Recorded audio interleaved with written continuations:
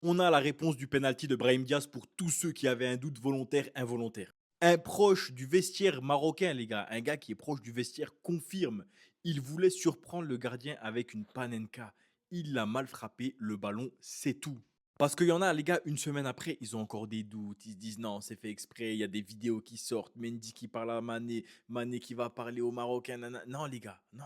Ça y est. Il a tenté un geste technique. Il l'a loupé. C'est pas passé. Point final. Faut arrêter d'essayer de se rassurer en se disant non, c'était fair play, c'est fait exprès, blablabla. C'est pas fait exprès.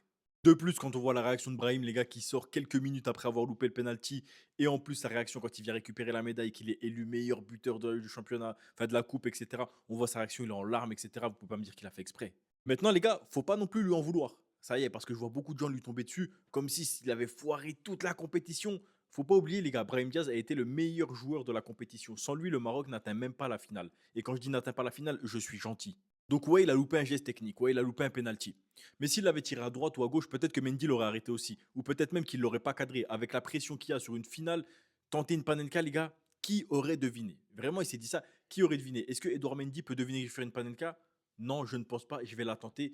Et il y a beaucoup de chances que ça passe. Donc dans sa logique, le geste, il n'est pas futile. Le geste, il n'est pas hautain. Le geste, il est correct même. On peut dire il est correct. Maintenant, il n'est pas bien réalisé. Ça, c'est une réalité. Il n'est pas bien réalisé. Il a arrêté. Point final. Les gars, on peut pas lui en vouloir. Il y a eu beaucoup de loupés. El Karabi, il a loupé un face-à-face. Aguerd, il a loupé une tête.